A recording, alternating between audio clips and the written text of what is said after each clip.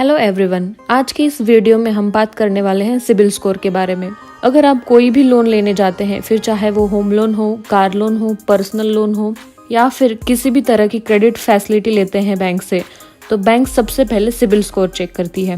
इस वीडियो में हम सिबिल स्कोर क्या है, किस तरह से ये काम करता है, लो स्कोर का क्या मतलब है, हाई स्कोर का क्या मतलब है, कौन से ऐसे फैक्टर्स हैं जो सिबिल स्कोर पे इम्पैक्ट करते हैं, ये सारी बातों को समझेंगे। तो आप ये वीडियो आखिर तक ज़रूर देखिए। तो चलिए फिर सिबिल स्कोर का मतलब क्या है ये समझ लेते हैं। सिबिल एक इंस्टीट्यूशन है जो सभी इंडिविजुअल्स और बिजनेसेस का डाटा मेंटेन करती है। इंडिया की सभी फाइनेंशियल इंस्टीट्यूशन, बैंक्स अपने कस्टमर का डाटा सिबिल के साथ शेयर करती है, यानी उन्होंने जिन जिन कस्टमर को लोन दिया है उनका डाटा वो सिबिल के साथ शेयर करती है और उसी के बेसिस पे सिबिल एक सिबिल स्कोर जनरेट करती है। तो बैंक के पास कोई भी कस्टमर लोन लेने के लिए जाता है तो बैंक सिबिल से उस कस्टमर का स्कोर चेक करती है। इसका मतलब बैंक कस्टमर की पास्ट क्रेडिट हिस्ट्री चेक करती है लोन देने से पहले। तो ये सिबिल स्कोर जो है ये बेसिकली 3 डिजिट का नंबर होता है जो कि 300 से लेकर 900 के बीच में होता है। इससे आपका क्रेडिट वर्दीनेस पता चलता है। तो सिबिल स्कोर किस पे डिपेंड होता है, यानी किसके बेसिस पे सिबिल अपना सिबिल स्कोर जनरेट करती है। तो फर्स्ट है रिपेमेंट हिस्ट्री। सिबिल जब सिबिल स्कोर जनरेट करती है तो वो इंडिविजुअल की रिपेमेंट हिस्ट्री चेक करती है, यानी पास्ट में उन्होंने रेगुलर पेमेंट किया है या नहीं, या फिर कुछ इरेगुलर पेमेंट्स है, तो उसके बेसिस पे स्कोर जनरेट किया जाता है।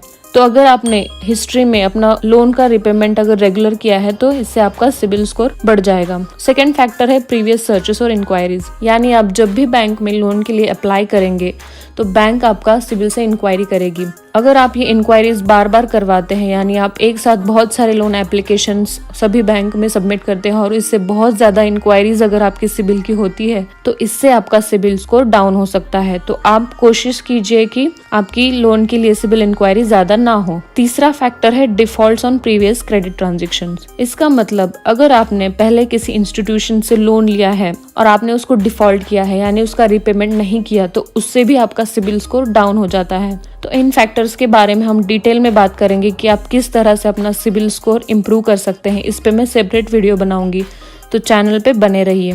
अभी गुड क्रेडिट स्कोर क्या है? जनरली इंडिया में 750 के अबव जिनका भी स्कोर होता है उसको एक गुड क्रेडिट स्कोर माना जाता है। अभी हम हाई सिबिल स्कोर के एडवांटेजेस के बारे में बात करेंगे। तो सबसे पहला एडवांटेजेस है इजी अवेलेबिलिटी ऑफ क्रेडिट। किसी भी लोन एप्लीकेशन का प्रोसेस स्टार्ट होता है सिबिल स्कोर से। अगर आपका सिबिल स्कोर अच्छा है तो आपको कोई भी बैंक या फिर फाइनेंशियल इंस्टीट्यूशन लोन के लिए मना नहीं करेगी। सेकेंड एडवांटेज है लो interest rate. Interest rate CIBIL score पे भी डिपेंड करता है।